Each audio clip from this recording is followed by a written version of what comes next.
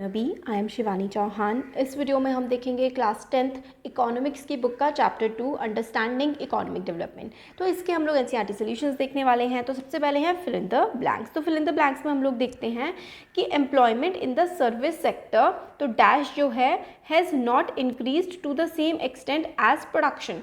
तो एम्प्लॉयमेंट यानी कि जो नौकरियां हैं सर्विस सेक्टर में, सर्विस सेक्टर कौन कौन से होते हैं जिसमें जॉब्स की जाती हैं, जैसे कि डॉक्टर्स हो गए, जैसे कि हो गए टीचर्स, जैसे कि बैंक में काम करने वाले एम्प्लॉयज़, ये सारे के सारे सर्विस सेक्टर की जॉब्स हैं।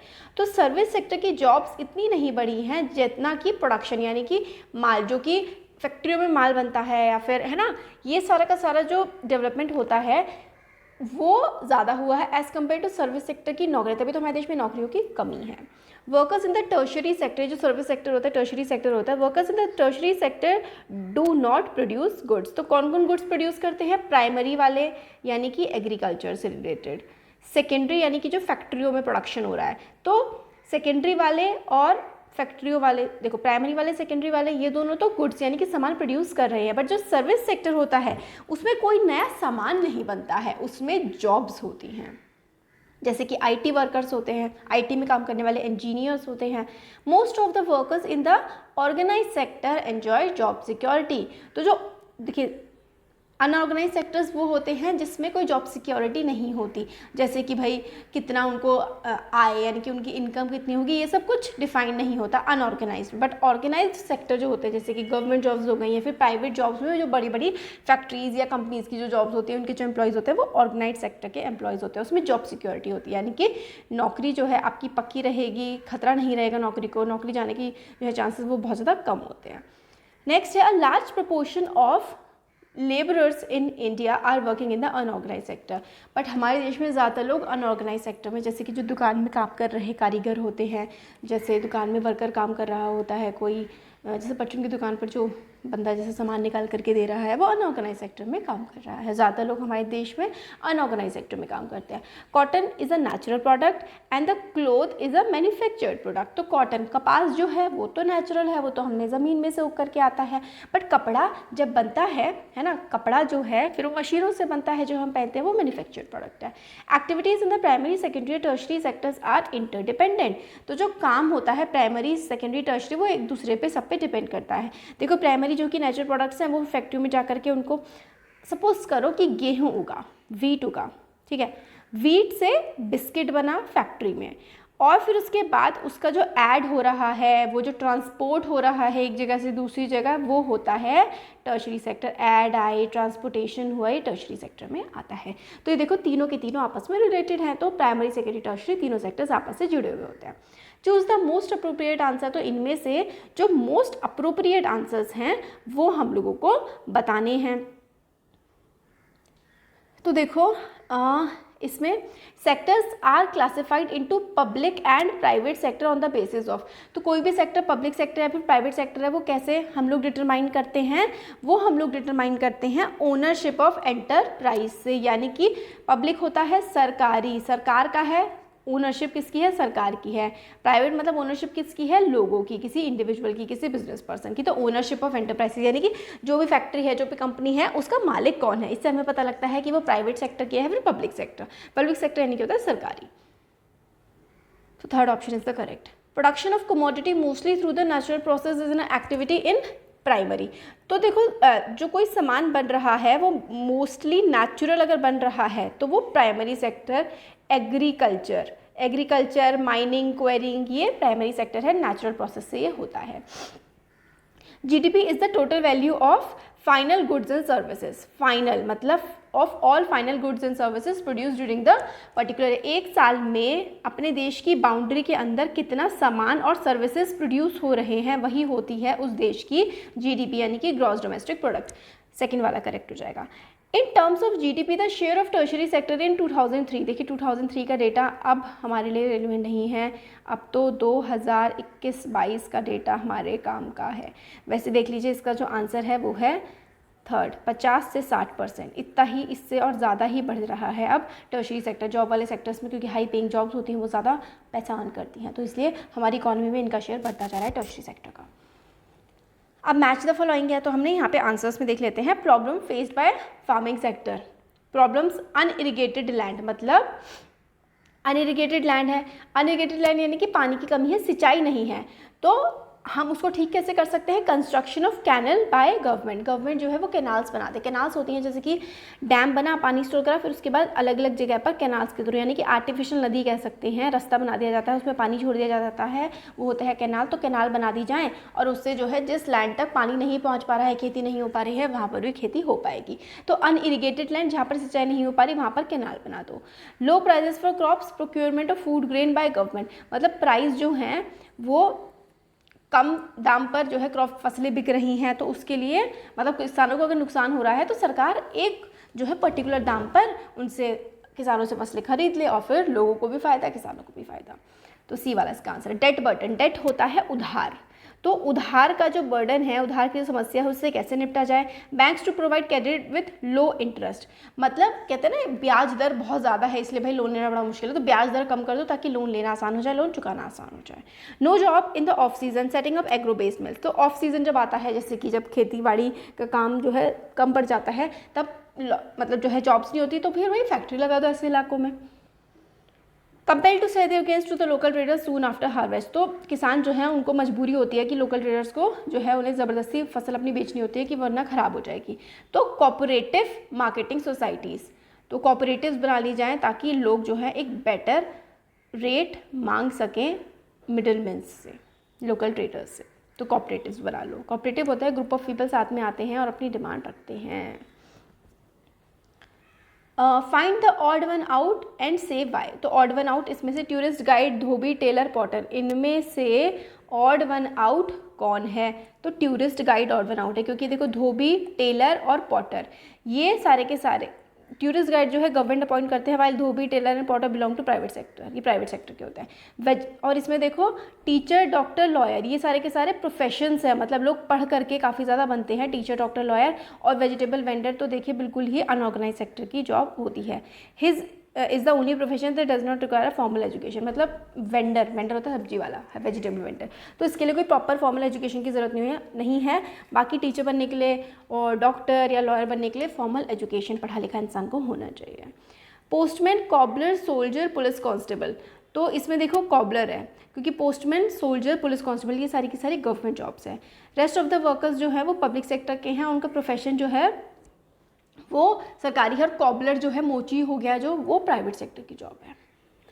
MTNL और इंडियन रेलवेज़, एयर इंडिया, सहारा एयरलाइंस, देखिए एयर इंडिया तो प्राइवेट हो चुकी है, ये प्राइवेट हो चुकी है और ये बंद हो चुकी है, तो इसमें जो अलग है यहाँ पर फ़िलहाल वो सहारा एयरलाइंस है क्योंकि वो प्राइवेट है, बट अदरवाइज़ अब गवर्नमेंट की से सारी ही एयरलाइंस जा चुकी हैं। थोड़ा पुराना जो है बुक है इसलिए पुरानी थोड़ी क्वेश्चन हैं।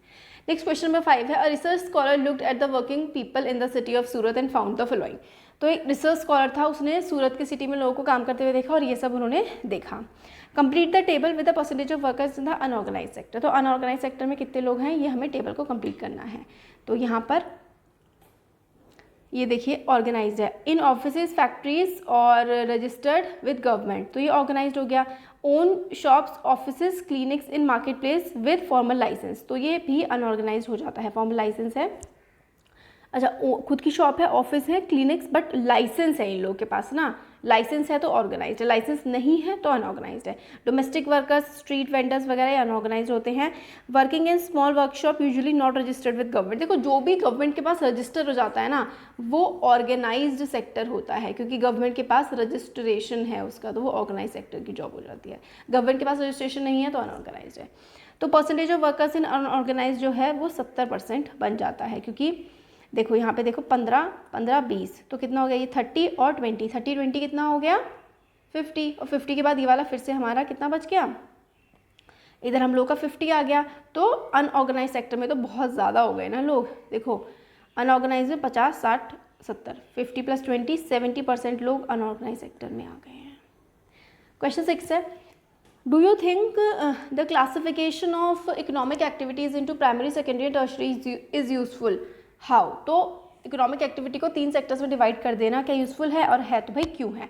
The classification of economic activities into the primary, secondary and tertiary is an useful on account of the information it provide on how and where the people of a country are employed. इससे हमें पता लगता है कि हमारे देश के लोग किस सेक्टर में ज़्यादा काम कर रहे हैं। Also this help in ascertaining as which sector of economic activity contribute more or less to the GDP and पर कैपिटा इनकम। तो इससे हम लोगों को ये भी पता लगता है कि कौन सा सेक्टर जो है वो ज़्यादा कमा रहा है और कौन से सेक्टर में लोगों की ज़्यादा कमाई हो रही है और देश को ज़्यादा जीडीपी कहाँ से मिल रही है।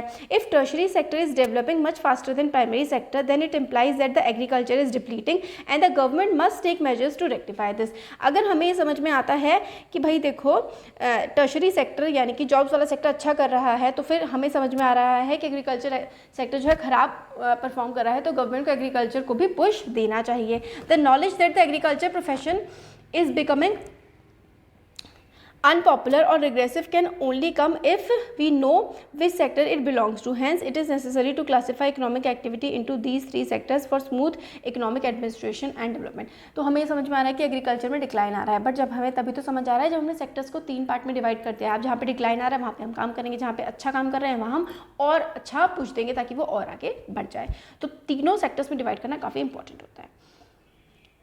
नेक्स्ट क्वेश्चन है, for each of the sectors that we came across in this chapter why should one focus on employment and GDP, can there be other issues which should be examined. तो हमें economy, अपने देश की GDP, इन सब पे क्यों इतना ज़्यादा फोकस करना चाहिए और कौन सी चीज़ों पे हम फोकस कर सकते हैं। तो for each of the sectors that we come across in this chapter one should focus on employment and GDP because these determine the size of countries economy. A focus on GDP and employment has determine 2 important things, per capita income and productivity. तो GDP और employment, इस पे हमें पता लगता है कि भाई देश कितना कमा रहा है और देश के लोग कितना कमा रहे हैं, वो कितना काम कर रहे हैं। 3 सेक्टर में जो एम्प्लॉयमेंट रेट है उससे भी हमें पता लगता है कि भाई जीडीपी में कितना कंट्रीब्यूशन हो रहा है और हमें किस चीज़ पर ज़्यादा फोकस करना चाहिए ताकि हमारी ग्रोथ बढ़ती रहे और जो पीछे रह रहे हैं उनको कैसे आगे बढ़ाया जाए। क्वेश्चन 8 है, हम लोगों को अच्छा लिस्ट वगैरह बनानी है। क्वेश्चन 9 है, how is the tertiary sector different from other sectors. तो tertiary sector is different from other sector because it does not manufacture produce anything. तो टर्शरी सेक्टर कुछ भी नया नहीं बना रहा है, इस रीजन से it is also known as service sector. It aids the primary and secondary sector in development. Tertiary sector involve service like transport, storage of good, communication, banking, administrative work. तो कुछ नया नहीं, मतलब पका नहीं रहा है, ये कुछ उगा नहीं रहा है, बल्कि सर्विस प्रोवाइड कर रहा है, जैसे कि सामान को एक जगह से दूसरी जगह ले जाना, बातें, कम्युनिकेशन, बैंकिंग और बाकी एडमिनिस्ट्रेटिव काम जो ऑफिस में होता है, ये सब जो है टर्शरी सेक्टर है। What do understand by disguised unemployment. तो हमें इसमें बताना है कि डिस्गाइज अनएम्प्लॉयमेंट क्या होती है। Explain with the example each from urban and rural areas. तो डिस्गाइज अनएम्प्लॉयमेंट क्या होती है ये बताना है, एग्जांपल भी देने हैं अर्बन एरिया से और रूरल एरिया से। तो disguise unemployment is a form of under employment where one has job but work is divided. It is not apparent as compare to someone without a job who is clearly unemployed. In rural areas this can be seen in the form of in farming community where all members of a family might be working on a farm even though so many hands are not required. देखो, disguise का मतलब होता है छुपा हुआ होना, unemployed का मतलब होता है जो काम नहीं, जिसके पास कोई काम नहीं होता है, जो उसको पैसे दे रहा होता है काम। तो डिस्गाइज अनएम्प्लॉयमेंट का मतलब है कि भैया आप ऐसा काम कर रहे हैं, जैसे सपोज करो एक कोई काम है उसमें सिर्फ 2 लोगों की ज़रूरत है और उसको 4 लोग काम कर रहे हैं, मतलब प्रोडक्शन बढ़ेगा ही नहीं। 4 लोग काम करें चाहे 2 लोग काम करें, जो उससे काम निकल करके होगा वो बराबर ही होगा। तो 2 ही लोग काम कर ले, तो 4 लोग जो काम कर रहे हैं उसमें से 2 एक्स्ट्रा हैं, तो जो एक्स्ट्रा लोग होते हैं ना 2, वो डिस्गाइज्डली अनएम्प्लॉयड हैं। मतलब लग तो रहा है वो काम कर रहे हैं बट एक्चुअली उनके काम से कुछ प्रोडक्टिविटी बढ़ नहीं रही है। खेती में चाहे 4 लोग काम करें चाहे 2 लोग काम करें, अगर सेम ही फसल उग रही है तो भाई 2 लोग तो फिर एक्स्ट्रा हैं, वो डिस्गाइज्डली अनएम्प्लॉयड है। मतलब उनके काम करने या ना करने से कोई फ़र्क नहीं पड़ेगा, इसलिए उनको कोई और काम करना चाहिए ताकि वो ज़्यादा बेटर आउटपुट निकाल सकें। तो they do so because lack of another job. तो लोग ऐसा खेतों में काम कर रहे होते हैं, एक्स्ट्रा लोग काम कर रहे होते हैं क्योंकि कोई और काम उनके पास नहीं होता है। अर्बन एरियाज में disguise unemployment can be seen in service sector where painters, plumbers, repair person and those with odd jobs have work but they may not find daily और रेगुलर एम्प्लॉयमेंट। तो डेली अगर employment ना मिले, जैसे शहर में plumber का काम हो गया, इलेक्ट्रीशियन का काम हो गया, पेंटर का काम हो गया, तो वो भी डिस्गाइजली अनएम्प्लॉयड है क्योंकि लगता है कि एम्प्लॉयमेंट है, काम कर रहे हैं बट डेली उनको काम नहीं मिल पाता। देखिए चैप्टर के काफ़ी सारे क्वेश्चन है, आगे नेक्स्ट जो 10 और 12 क्वेश्चन बचे वो नेक्स्ट वीडियो में करेंगे। Thank you. Hello everyone, welcome to Learn B. I am Shivani Chauhan. इस वीडियो में हम क्लास 10th इकोनॉमिक्स की बुक का chapter 2 sectors of Indian economy के एनसीईआरटी सॉल्यूशंस देखने वाले हैं। क्वेश्चन 1 to 10 इससे पहले हम देख चुके हैं, अब हम देखेंगे क्वेश्चन 11 से आगे के। Distinguish between open unemployment and disguised unemployment. तो ओपन अनएम्प्लॉयमेंट तो देखिए बेरोज़गारी की, वो इंसान जो पर्टिकुलर इंसान है वो कोई काम नहीं कर रहा है जिससे वो पैसे कमा सके, तो उसको नौकरी नहीं मिल रही है, वो होती है unemployment.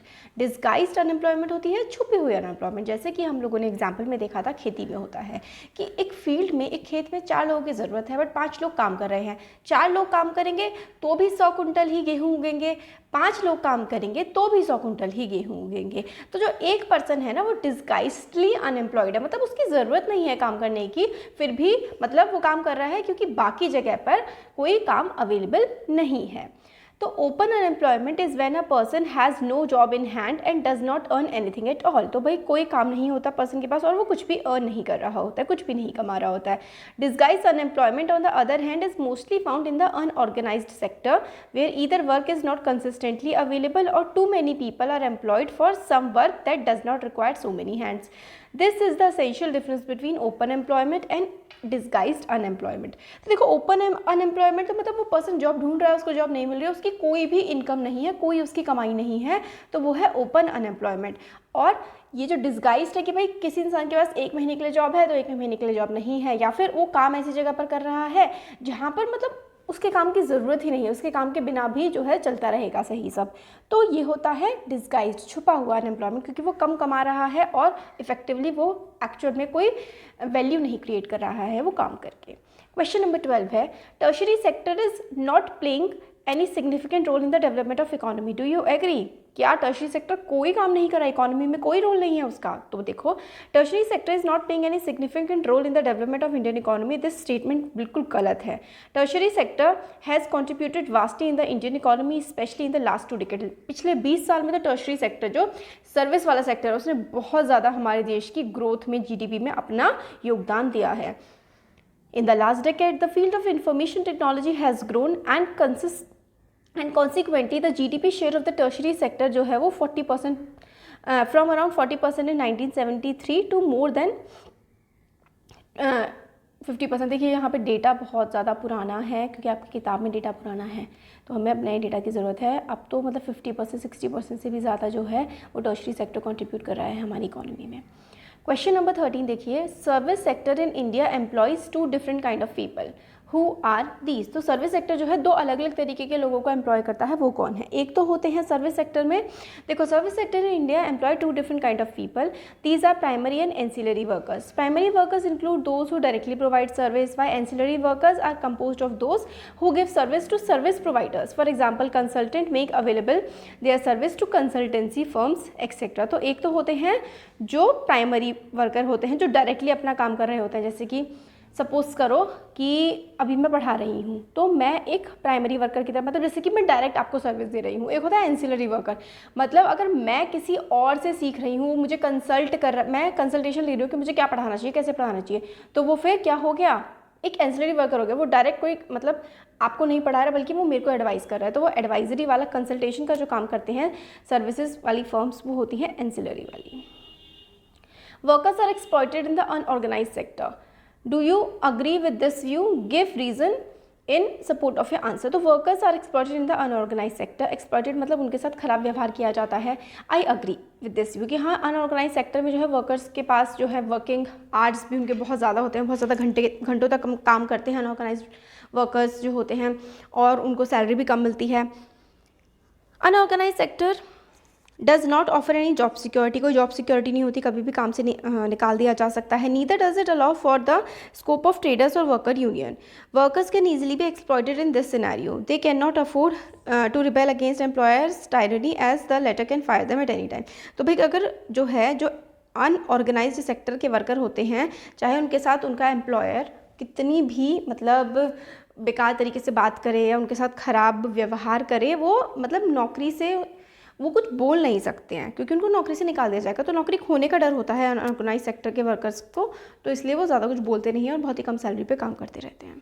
How are the activities in the economy classified on the basis of employment condition. तो एम्प्लॉयमेंट कंडीशन यानी कि आपको काम की जो कंडीशंस हैं वो अच्छी हैं, ख़राब हैं, किस तरीके की कंडीशन है, उस तरीके से हम जो है इकोनॉमी को कैसे डिफाइन कर सकते हैं। तो ऑर्गेनाइज्ड और unorganised on the basis of employment condition, मतलब आपके काम की कैसी कंडीशन है, अच्छी कंडीशन है, अच्छी जॉब है, अच्छा पे मिल रहा है, टाइम पर मिल रहा है, और जो है कंपनी का वो एनवायरनमेंट ठीक है, तो वो ऑर्गेनाइज सेक्टर हो गया। अनऑर्गेनाइज सेक्टर में ये सब ऑपोजिट हो जाता है, इसका उल्टा, मतलब वर्क एनवायरनमेंट ज़्यादा अच्छा नहीं होता, टाइम पर पेमेंट नहीं मिलती है, ये सब होता है। The organise sector offers job security and employment benefits, while the unorganized sector is marked by low wages and lack of job security. In the rural areas, unorganized sector comprises landless agricultural laborers, sharecroppers, and artisans. In urban areas, the group contains small scale industry worker, construction worker, street vendor, rag picker, etc. तो गांव में जो इनके पास landless labourer होते हैं, वो दूसरों के ज़मीनों पे काम कर रहे होते हैं, है ना, कुम्हार या फिर जो लेबर वगैरह होता है, वो हो गए अनऑर्गेनाइज सेक्टर के। और शहरों में जैसे कि जो रेडी वाले हो गए, रिक्शा वाले हो गए, ये अनऑर्गेनाइज सेक्टर में, या फिर छोटी छोटी दुकानों पर काम करने वाले, इनकी कोई जॉब सिक्योरिटी नहीं होती है, कभी भी इनको निकाला जा सकता है। Compare the employment condition prevailing in the organised and unorganise sector. तो ऑर्गेनाइज्ड और अनऑर्गेनाइज सेक्टर, देखिए 3 बार लगातार सेम ही क्वेश्चन है। तो देखो ऑर्गेनाइज सेक्टर में जो है अच्छा होता है, जॉब सिक्योरिटी होती है, पेड हॉलीडेज़ होते हैं, हेल्थ इंश्योरेंस होता है, फिक्स्ड आवर होते हैं, ओवर टाइम करने के लिए पैसे मिलते हैं, तो ये सब होता है, तो ये ठीक है। और अनऑर्गेनाइज सेक्टर में जॉब सिक्योरिटी नहीं होती, पेड हॉलीडे नहीं होते, कोई रिटायरमेंट का पेंशन वेंशन नहीं होता, प्रोविडेंट फंड नहीं होता, हेल्थ इंश्योरेंस नहीं होता, कोई फिक्स्ड वर्किंग आवर नहीं होते, और वर्किंग एनवायरनमेंट भी अच्छा नहीं होता। तो मतलब ऑर्गेनाइज जो है वो अच्छी अच्छी चीज़ें हैं, और अनऑर्गेनाइज उसका उल्टा उल्टा है। क्वेश्चन 17 है, explain the objective of implementing an NREGA. ठीक है, Mahatma Gandhi national rural employment guarantee act जो कि 2005 में आया था, उसको क्यों लाया गया था। तो objective of implementing NREGA 2005 was to provide 100 days of guaranteed employment to those people in rural India who can work and are in need of work. This right to work has been implemented in 200 districts. If the government is unable to provide this employment, then it has to give unemployment allowance to people. तो देखो क्या होता था कि पहले बेचारे जो labourers होते थे, उनको ऐसे ही कुछ भी काम करना पड़ता था, और बहुत ही कम दाम में वो काम करते थे। बट फिर गवर्नमेंट ने क्या किया कि आपको 100 दिन की गारंटेड हम लोग काम देंगे, और फिर उसके मतलब वेजेस भी, पैसा भी उसके लिए हम ठीक देंगे। तो यही था नरेगा, मतलब 100 दिन का काम, साल में 100 दिन का काम मिलेगा, और उसके लिए मतलब जो है मिनिमम वेजेस, पैसा भी ठीक ठाक मिलेगा। और जिन लोगों को काम नहीं मिल रहा है, उनको बेरोज़गारी भत्ता, मतलब जैसे कि अगर आपको रजिस्ट्रेशन के एक पर्टिकुलर टाइम में जो है काम नहीं मिला, तो कुछ पैसे भी फिर सरकार देती थी। सरकार सबको काम का हक दे रही थी, इसके राइट टू वर्क मिल रहा था नरेगा के अंतर्गत। Using example from my area, compare and contrast the activity and function of private and public sector. तो प्राइवेट और पब्लिक सेक्टर में जैसे काम करें, प्राइवेट वाले क्या होते हैं, जो फैक्ट्रीज वगैरह में काम करते हैं, जो लोगों की होती हैं। पब्लिक सेक्टर में काम करने वाली सरकारी नौकरियाँ होती हैं। क्वेश्चन 19 है, discuss and fill the following table giving one example from each of your. Public sector में देखो दिल्ली मेट्रो हो गया, और अच्छे से मैनेज हो रहा है। प्राइवेट सेक्टर में जैसे रिलायंस मोबाइल, एयर इंडिया, देखिए अब जो है वो पब्लिक सेक्टर का नहीं रहा है, अब वो टाटा का हो गया है। आप इसको कह सकते हैं कोल इंडिया बैडली मैनेज्ड है। और बैडली मैनेज्ड सत्यम स्कैम हो गया था ना 2009 में, मतलब कंप्यूटर स्कैम हो गया था, तो इसलिए बैडली मैनेज। और भी बहुत सारे हो सकते हैं बैडली मैनेज के एग्जाम्पल में। क्वेश्चन 20 है, give a few example of public sector activities and explain why government has taken them up. कुछ पब्लिक सेक्टर मतलब सरकारी जो काम होते हैं, उनके एग्जाम्पल देने हैं, और गवर्नमेंट ने ये काम क्यों सोचे हैं करने के। तो कुछ पब्लिक सेक्टर एक्टिविटी जैसे कि water, electricity and some modes of transport, the government has taken up these because water and power are need by everyone. पानी और बिजली सबको चाहिए, है ना। If the work of providing electricity and water is left to private enterprise, the latter might exploit this opportunity and sell this at rates which the masses can not afford. तो अगर यार वाटर और electricity भी जो है private sector के पास आ जाएगी, तो प्राइवेट सेक्टर इतने ज़्यादा महंगे दामों में इसको बेचेगा ना कि हर कोई जो है अफोर्ड नहीं कर पाएगा बिजली और पानी, और ये तो हमारी बेसिक नेसेसिटी होती हैं।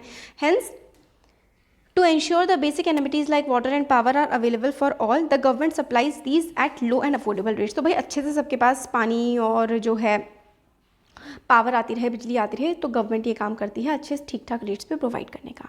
Explain how public sector contributes to the economic development of nation. Public sector यानी कि सरकार किस तरीके से, सरकारी जो संस्थाएं हैं वो हमारे देश की इकोनॉमी में कैसे कंट्रीब्यूट कर रही हैं। तो देखो public sector contributes to the economic development of nation by not mere financial profit. सिर्फ प्रॉफिट्स ही नहीं कमा रही है वो, बल्कि ह्यूमन डेवलपमेंट में भी काम कर रही है। The public sector plays a vital role in contributing to the human development index via its functioning in health and education sector. Also by buying food grains at a fair price from farmers, providing electricity, water, postal services at low rates, the government ensured that the people have a good living. It utilized taxes and grants to pay for the same. Thus, it plays a vital role in aiding the economic development of a nation based on its human development situation. तो देखो, health services, सरकारी hospital होते हैं, सरकारी school होते हैं, और fair price ration की दुकानें होती हैं, बिजली हो गया, पानी हो गया, पोस्टल सिस्टम हो गया, ये सब सरकारी काम, सरकारी चल रहा है। और बहुत सारे देखो सरकारी स्कूल भी बहुत अच्छे थे, एग्जाम्पल केवी नवोदय विद्यालय, और सरकारी कॉलेजेस के लिए तो सब एडमिशन के लिए मतलब जैसे कि IITs हो गए और बड़े बड़े IIM सरकारी कॉलेजेस में जाने के लिए लोग तड़पते हैं। तो एम्स हो गया, है ना। तो ये सरकारी सर्विसेज हैं जो हमारे देश की डेवलपमेंट में बहुत ज़्यादा कंट्रीब्यूशन कर रही हैं और देश के नागरिकों को बहुत ज़्यादा मदद भी कर रही हैं। The workers in the unorganised sector need protection on the following issues: wages, safety and health. Explain with example. तो देखो, अनऑर्गेनाइज सेक्टर के जो वर्कर्स होते हैं ना, उनको वेजेस यानी कि उनकी तनख्वाह कम होती है, और हेल्थ इश्यूज़ में भी मतलब कोई हेल्थ का इंश्योरेंस उनका नहीं करवाया जाता है और बहुत ही ख़राब कंडीशन में काम करवाया जाता है। कंस्ट्रक्शन सेक्टर में लेबरर्स जो होते हैं are employed on daily wages, ठीक है, दिहाड़ी पर काम करते हैं, हैंस उनकी कोई जॉब सिक्योरिटी नहीं होती। वेजेस जो होते हैं वो भी समय समय से बदलते रहते हैं। Consequently government has set up minimum wages act to protect such workers from economic exploitation. तो गवर्नमेंट मिनिमम वेज एक्ट लेकर के आई ताकि भाई कम से कम इतना मिनिमम पैसा तो सबको मिलेगा ही मिलेगा, ये सरकार ने तय किया कि भाई इससे कम में काम नहीं करवाया जा सकता। Same problem exist mine workers के लिए भी। प्राइवेट माइनिंग कंपनीज़ में मतलब उनके लिए प्रॉफिट सबसे ज़्यादा होता है, और जो इंसान काम कर रहा है माइंस में उसकी हेल्थ कुछ भी उनके लिए मायने नहीं रखती है, और उनको काफ़ी ज़्यादा इंजरीज़ और डेथ वगैरह भी जो माइंस में काम करते हैं उन लोगों की हो जाती है। तो सेफ्टी नॉर्म्स काफ़ी ज़्यादा ख़राब हैं। Most companies in the organise sector do not provide health insurance to their employees. Health insurance नहीं होता है। Some of these might be involved in dangerous factory production that may harm workers health in the long term. These workers need to be protected against the tyranny of the employer and it is here the government steps in. तो भाई बहुत ज़्यादा ख़राब conditions में काम ना करवाएं private organisation जो है वो लोगों से, इसलिए सरकार को आगे आने की ज़रूरत है इसके लिए।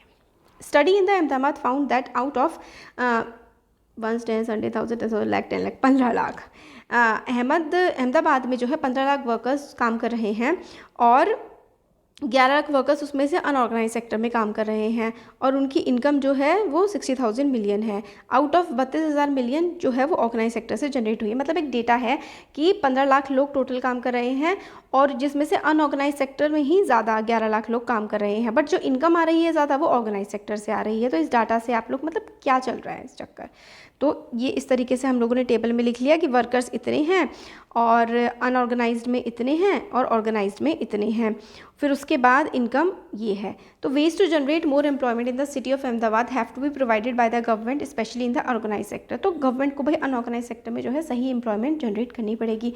टेबल हमें बताता है कि ऑर्गेनाइज सेक्टर की अर्निंग जो है वो हायर है, ज़्यादा है अनऑर्गेनाइज सेक्टर से, जबकि अनऑर्गेनाइज सेक्टर में लोग 80% ज़्यादा काम कर रहे हैं, बल्कि मगर इनकम जो है वो ऑर्गेनाइज सेक्टर की ज़्यादा है।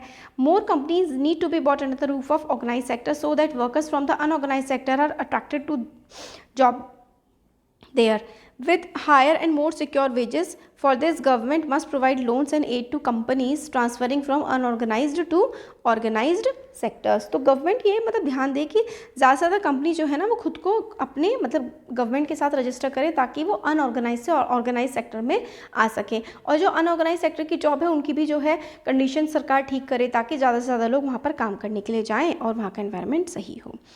फॉलोइंग टेबल जो है gives the GDP in rupees by 3 sector. तो 3 सेक्टर्स की जो जीडीपी है पैसे में वो ये है। तो calculate the share of 3 sectors, मतलब कैलकुलेट करना है तीनों सेक्टर्स का शेयर जो है इकोनॉमी में। तो share of 3 sectors in GDP, तो जीडीपी में इनका जो शेयर है वो हम लोगों को कैलकुलेट करना है।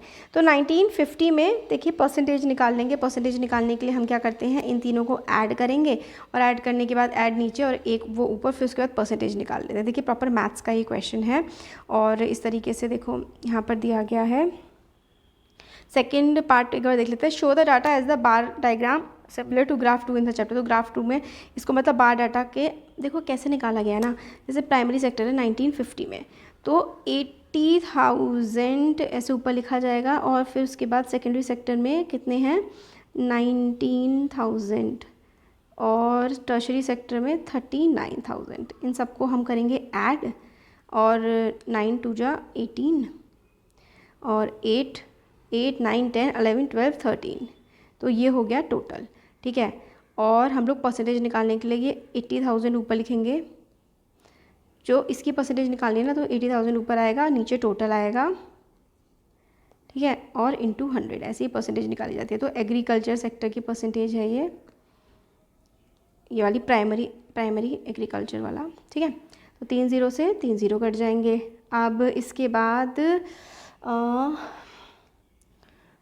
2 से काटो, 2 4 जा 8 और 2 6 जा 12 और 2 9 जा 18, और फिर उसके बाद देखो बस कैलकुलेशन करनी है। ये 1 2 3 और फिर इधर 69 बचा है ना, तो 4000 और 69, तो देखो बस आप कैलकुलेट कर लेना। और 69 5 टाइम्स 9 5 जा 45 6 5 जा 30 34 3 4 5 और ठीक है 69 5 जा इतना होता है। और फिर आपको कैलकुलेट करके ना देखो ये आ जाएगा, बस कैलकुलेशन करनी है। इसी तरीके से सेकेंडरी सेक्टर का निकालने के लिए ऊपर आप लोग ये रख दोगे 19,000, और टर्शरी का निकालने के लिए ऊपर 39,000 रख दोगे, और नीचे और ये 100 ऐसे ही रहेगा, तो परसेंटेज निकल आएगी। परसेंटेज आप लोगों की आ जाएगी दोनों की, तो फिर आप लोग ग्राफ भी ड्रॉ कर सकते हो, बार ग्राफ। जैसे कि एग्रीकल्चर पहले 57% था, सेकेंडरी सेक्टर जो है वो इस तरीके से 13% था, और टर्शरी सेक्टर ऐसे करके ये था। तो इस तरीके का बार ग्राफ बन जाएगा। यहाँ पे जो है वो ये CA 60 और फिर उसके बाद 50, यहाँ पे देखो ऐसे करके ना 0 10, तो इस तरीके से भाई आप लोग बना लीजिएगा bar graph. What conclusion can we draw from the bar graph. देखो कंक्लूजन तो ये है कि पहले प्राइमरी सेक्टर का जो था कंट्रीब्यूशन बहुत ज़्यादा हुआ करता था, और 1950 में और आते आते 2000 आते आते टर्शरी सेक्टर का कंट्रीब्यूशन काफ़ी ज़्यादा बढ़ गया। और बस यही हम लोगों का कंक्लूजन ड्रॉ हुआ है। ये थे सारे क्वेश्चन आंसर्स। होपफुली वीडियो पसंद आया होगा, अच्छा लगा है तो लाइक करें, चैनल को सब्सक्राइब और शेयर करें। Thank you.